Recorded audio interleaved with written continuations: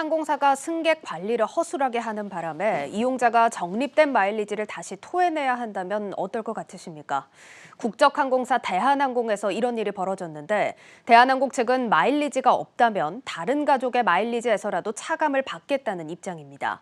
하지만 소비자는 마일리지가 없었다면 애초에 해당 항공사를 이용할 일도 없었을 거라며 억울함을 토로하고 있습니다. 박승환 기자의 단독 보도입니다. 해외에 머물고 있는 A씨는 이달 초 친구를 통해 항공권을 예매했습니다. 이 과정에서 가족 합산 마일리지를 사용했는데 며칠 후 부모님의 마일리지가 차감되지 않고 그대로인 걸 보고 이상하다는 생각이 들었습니다. A씨는 대한항공 측에 확인을 요청했고 자신이 다른 사람과 같은 회원번호로 등록돼 있다는 사실을 알게 됐습니다. 대한항공 측은 사실 아이디가 하나였다. 그래서 이제 제가 저희 가족이 아닌 다른 가족으로 소속되어 있었고 그에 따라 이제 다른 가족의 마일리지를 사용하게 됐다. 이렇게 말씀을 해주셨어요.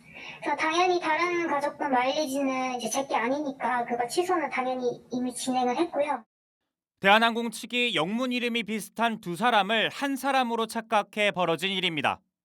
이후 대한항공 측은 회원 분리를 하겠다며 A씨에게 탑승 이력과 출입국 사실 증명을 요구했고 잘못 적립된 마일리지를 회수하겠다고 알려왔습니다.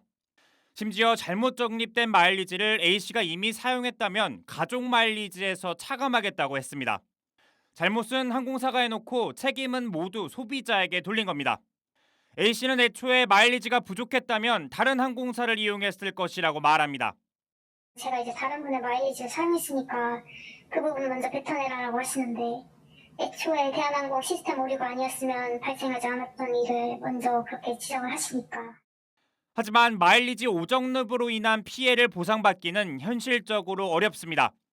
소비자원 관계자는 마일리지 오적립은 항공사의 실수이긴 하지만 이용자에게 직접적 피해를 끼쳤다고 볼 수는 없어 보상은 어려울 것이라고 말했습니다. 다만 두 사람의 정보가 뒤섞여 관리된 점은 문제가 있다고 지적합니다. 탑승객의 정보가 서로 다른 탑승객에 공유가 돼서 개인정보가 유출됐다거나 이러면 좀 문제가 될 것 같은데, 일단 항공사가 고객 관리를 잘못한 거에 대해서는 책임이 있다고 생각을 합니다.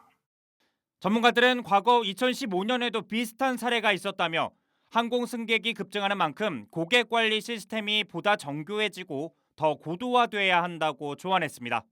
한국경제TV 박승환입니다.